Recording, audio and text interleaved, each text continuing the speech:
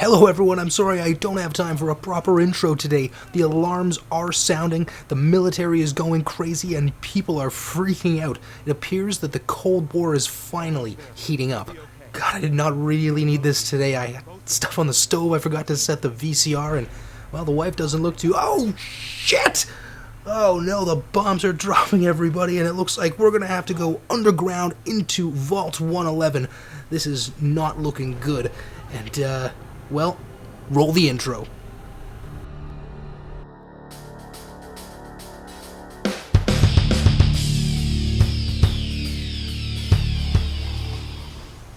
Hello everybody, I apologize for all the commotion earlier. The intro to this game is pretty intense and I'm glad it wasn't dragged out too long. Now we're going to enter the Wasteland and we're going to see how it looks at 3 streams at a time as usual on our triple stream display. So today I just wanted to take you guys through some of my early experiences in the Wasteland. There will be some slight visual spoilers, but I guess by now most of you guys have probably seen a lot of the playthroughs, so I'm not too worried about that. For those of you who are just joining us on the Shredding Skeptic and wondering what it is that you are looking at, what we're looking at here are 3 different game streams that I recorded just in different little snippets on an Eyefinity display with 3 monitors. So that's why everything looks a little bit stretched out to the sides. I did have to do a little bit of tweaking in the system preferences and INI files for the game in order to get it to run properly at this resolution. But as you can see, it's kind of a work in progress with the HUD still being a little bit stretched out. But thank you everybody over the Widescreen Gaming Forum for all of your persistence in trying to get this thing up and running. I have tried a couple of the patches, some have worked, some have not, but I know if we all work together, I'm sure we can get this thing running as it should be. Initial impressions? Well, as you can see on our center screen, I really wanted to capture that initial moment when you come out of the vault, because it's not something we get to experience all the time. I mean, I remember that time in Fallout 3 when you just first walk out of that vault and see the Wasteland for the first time. It is really the start of the game experience for me. And after that, we really just have to settle ourselves in for what could possibly be hundreds of hours of new and interesting exploration in Boston's Commonwealth Wasteland. I gotta say, there are a lot of familiar elements to this game that really bring me back to a lot of the previous Fallout titles, but there's also a lot of great new additions that I really like. This game definitely plays a lot more like a shooter than maybe some of the previous titles that, due to the limitations of the engine, given that it's mostly just, Oblivion with guns before, now I think they've really taken a lot of hints from the other games that are out around now, so you have sprinting included, finally. And the combat mechanics, although it's difficult, there is definitely no assists. You definitely don't have any of the kind of aim assists you might get in Halo, including, having the cursor slow down as you pass over an enemy, or have it slightly auto-target, but just enough so that you don't really notice. No punches are pulled here, so to speak, and you gotta be on point and pretty patient with your aiming sometimes. Now that can be difficult given the speed at which some of the enemies are going to approach, but the VAT system is not going to be able to help you out as much as it did in previous games, where it would essentially pause the action completely, giving you plenty of time to assess your situation and pick and choose your shots accordingly.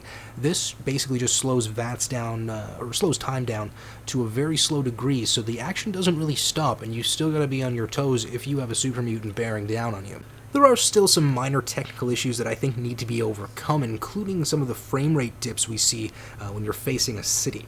I wasn't particularly astounded by the graphics, given that this is a game made in late 2015, but it was acceptable enough that I was able to get a pretty smooth gameplay experience. I found that disabling anti-aliasing and motion blur really helped grab a few extra FPS for me. Power armor also makes a return in Fallout 4, and it doesn't come as late in the game as it did in previous titles, where it essentially just acted like armor, but that you had to be trained to use, and it was basically just a really sweet suit of armor you had no real reason to take off. In this game, you are introduced to the power armor fairly early on, and you do have to keep a regular supply of fusion cores. Now, they are very expensive at the traders, but you can find them in a few different locations, and if you look on the forums, you'll find a few different spots if you don't really want to go searching and you're really in the need to grab a handful of those before a big mission. I think the developers had the idea that this armor wasn't really something you'd want to wear all the time. It really acts more like a vehicle that you step into, and then as you use it, it drains these fusion cores. So I think the idea is you wouldn't really use it for exploring around the wasteland aimlessly. It would be more something you would jump into right before a big mission that you know you're going to have to come loaded for bear. I was really amused by a lot of the voiceovers they have for the dialogue between your player and the NPC companions. The ability to drop sarcastic one-liners into a conversation is a very creative addition and definitely adds an interesting element to a lot of these conversations that otherwise maybe just give you the options of nice response, neutral response, or jerk response. This Wasteland definitely feels a lot more full than the one from Fallout New Vegas or even Fallout 3, where venturing from one part of the map to another can actually be very dangerous because you can encounter legendary creatures almost right away. They just sort of spawn randomly, and you'll notice they do take quite a lot of damage to take down, and given the scarcity of ammo in this game, they can definitely put a hindrance into your exploration plans, as you may find yourself out of stim packs and ammo right before you were going to go, raid a vault or something like that. But sometimes I just enjoy sitting on a patio chair out in the rain and just taking in some of the sights, as we can see on our top screen here. The dynamic weather system and the day and night system I also found to be very immersive. And I also do like the developers' inclusion of a new level up system, including different columns depending on the particular stat that the perk is based on, and then leveling up the individual perks to higher levels to really unlock the potential of the character that you want to play as. One of the most compelling visual elements to Fallout 4 is the environmental storytelling you get from walking around areas like Diamond City and really seeing how everything was put together from the available materials, and it really gives you a sense that this is what the future may look like if humans were just left to their own devices for 200 years. And one of the things that this allows the developers to do is really exploit this sort of retro-futuristic art style, where everything is sort of stylized as it may have looked in the 1950s if that aesthetic had stuck around for a couple of centuries. There are a number of different factions you're going to encounter as well. A couple that I've encountered so far are the Minutemen and the Brotherhood of Steel, who both seem to be trying to achieve the same goals by really just using completely different means. And it was even foreshadowed that you may in fact have to choose between these groups down the road, so I'm really curious to see how the game allows you to play out your own particular political ideologies and getting a different ending accordingly. So I'm really hoping to be able to make it through at least one playthrough without capturing maybe everything, and then perhaps going back and doing it all again from scratch, just to see how a few different choices might result in a completely different outcome. As we can see on our middle screen here, there has also been the addition of Bayonets to the weapon modification system, which I found to be a lot of fun to tinker with, where you can add all sorts of different accessories to the weapons, including these bayonets, which make melee combat that much easier. Now, in previous Fallout titles, if you wanted to switch to melee, you'd actually have to go into your inventory and switch to a different weapon, such as an axe or a power fist or something like that. But in this game, they actually allow you to just melee attack using the Alt key and do that without having to switch weapons. It's the same for throwing grenades. That was a real hassle in the previous games where you would have to completely switch to another weapon. And now, by just holding down the melee key and releasing when you're ready to throw the grenade, you're able to toss that weapon from the inventory without having to switch from a firearm. And I gotta say, now that I think about it, if that wasn't the case and you still had to do that, I would probably remember why it was so annoying actually playing it like a shooter in some of the previous Fallout titles. The inclusion of base building was a really nice addition to this title because it really gives you a way of customizing your own little home away from home, which I never really found to have much point in Fallout Vegas, where, yeah, you could get your own custom shack with nice, a wardrobe and a desk and a place to store your gear and a place to put your trophies and all that, but it never really felt like a place you'd really want to spend a lot of time in. But now, where you can actually just build with blocks as you would in Minecraft and add in things like beds and water pumps and all these other things to get people to come to your settlement. And once you have a few of these settlements set up, you can link them together with supply chains so you don't have to haul your own gear back and forth. You can also set up defensive turrets or guard posts or things like that, but I haven't really received any attacks to these bases yet, so I can't say one way or another how effective those defenses are. I also finally managed to get the Pip-Boy app working. It wasn't working initially, and one of the things I actually had to do was go into the Windows firewall and exempt port, I think 2800 on TCP and 2700 on UDP, or maybe those are backwards, but either way you open up those ports and all of a sudden it works just fine. And I'm telling you, having that extra screen with a map that shows the direction you're going definitely helps with navigation and being able to switch your inventory and take off helmets and sunglasses and all that sort of thing. It's just such a novel way of interacting with a game, and the second screen experience on this is flawless. If you guys are looking for a slightly larger Pip-Boy experience, remember you can always cast the screen from your Android device onto a larger television set with a Chromecast or any other kind of smart TV integration so that you guys can have a much larger Pip-Boy experience.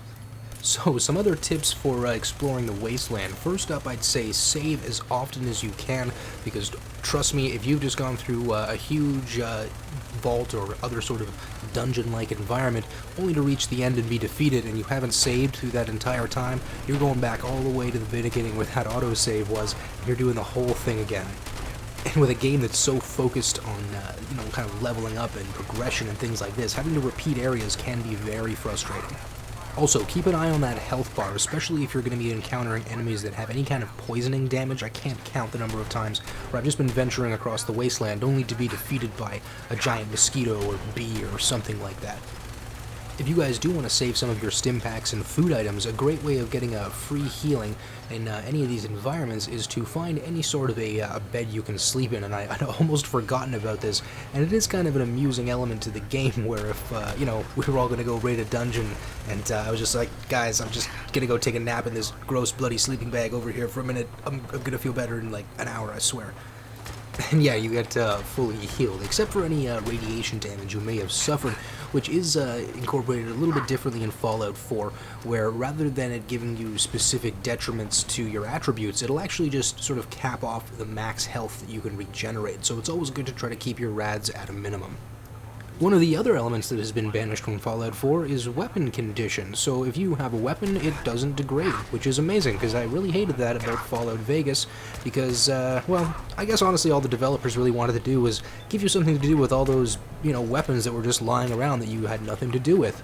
So I guess they decided, well, we'll just make all your weapons break after like 60 bullets, and, that's why you have to pick up all these crappy broken weapons. So, yeah, I'm glad they got rid of that. Ammo conservation is also very important. Ammo is expensive at the traders and can be difficult to find in the wasteland, so you want to make sure that you're not wasting a lot of shots on misses. I would recommend that the variety of weapons that you choose all use a variety of ammo types, because if your weapons all use the same kind of ammo, you may find yourself in a sticky situation without a backup. And if you find that you really can't choose between a couple of weapons, remember that your companions can always carry them for you. Now, I have run into a couple of issues where some weapons I have given companions have disappeared, so I would use that for perhaps some of your lower priority weapons. Although I haven't experimented too much with stealth in these games, it does follow the same kind of mechanical guidelines as previous Bethesda titles. That means if you're able to start a confrontation from a crouched position, your first attack will do double damage. And if you have a suppressed weapon and are able to keep a bit of distance between you and the target, often that bonus can be repeated over and over. Use this to your advantage to conserve ammunition. Keep in mind that your companions will also gather XP for you for any kills that they happen to get, and they don't run out of ammo. They also can't be killed, they'll only be temporarily downed and can be revived with a stim pack. So in a couple of weeks I want to try to do a follow-up video where we maybe go from one point on the map to another point just to see what we encounter along the way. And I would definitely love to hear your thoughts in the comments about some of the things that you encountered in Fallout 4 and maybe some of what your favorite memories have been so far. So if the triple screen format is something that interests you, I humbly implore you to drop a like down below and perhaps subscribe if you'd like to see some future content on Fallout 4 in the triple screen format. Once again, I'd like to thank you for taking the time to tune into this episode of the Shredding Skeptic, where we can discuss life and some of these games that bring us such great experiences. So share your thoughts and have your voice heard, because remember, these are our games, and this is our story.